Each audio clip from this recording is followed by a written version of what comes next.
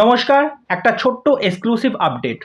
বিষয়টা হচ্ছে এসবিএফ আপনারা সকলেই জানেন আজকে সকালে মহামহরতে ৪ জন বড়, বড় পরিচালক তাদের নতুন কাজ নিয়ে আসতে চলেছে। প্রিভিয়াস ভিডিওতে আমি সেই কথাটাই বলেছি। তা তাদের কি কাজ আসতে চলেছে? তা কিছুক্ষণ আগেই সৌরসেনী মিত্র এবং সৃজিত মুখার্জি তাদের ইনস্টাগ্রাম হ্যান্ডেল থেকে একটি ছবি শেয়ার করেন।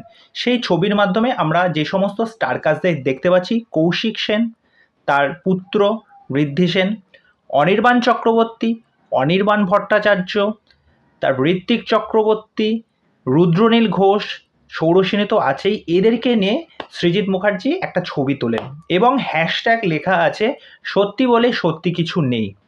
তাহলে কি এসবিএফ এবং সৃজিত মুখার্জির এই যে কোলাপটা, তাদের যে নতুন যে কাজটা, তাহলে কি এই ভিত্তিতে হতে চলেছে সত্যি বলে সত্যি কিছু নেই?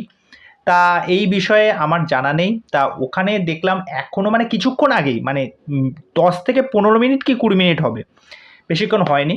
তা যাই হোক, এই ছবিটা দেখলাম, আমার যতদূর মনে হয় তাদেরকে নিয়ে এই একটা কাজ মনে হয় আসতে চলেছে, একটা আসার সম্ভাবনা রয়েছে।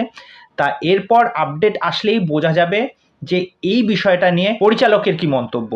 আরেকটা বিষয়, এসবিএফ যখন এই সকালেই পোস্টটা করলো তা অনেকে নানা রকম মন্তব্য করেছে, ভালো খারাপ। তার মধ্যে একটা মানে আমার খুব চোখে পড়লো, যে বিষয়টা হচ্ছে একজন বলছে যে এমন একটা ভাব করছে যেন কেজিএফ পুষ্পা এরকম কিছু একটা বানাতে চলেছে।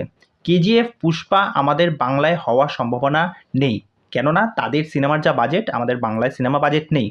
ভাই, তুমি যেই হও না কেন, তোমার কাছে যদি অগাধ প্রতিপত্তি থাকে, সম্পত্তি থাকে, তুমি বাংলা ইন্ডাস্ট্রিকে দাও, এই সমস্ত পরিচালক প্রডিউসার এদেরকে দাও। আর যদি একান্তই এই সমস্ত ক্ষমতা না থাকে, তাহলে এই ইন্ডাস্ট্রিতে গিয়ে হাতে পায়ে কিছু একটা কাজ করে তাদের অন্তত হেল্প করো।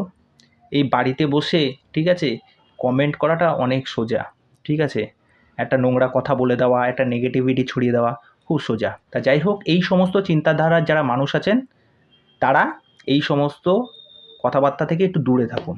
কাজটা আসুক, কাজটা আসলেই তো বোঝা যাবে। তা চলুন, আজকের এইটুকুনি ছোট্ট আপডেট এখানেই শেষ করছি। পরবর্তী নেক্সট ভিডিওতে আবার দেখা হবে।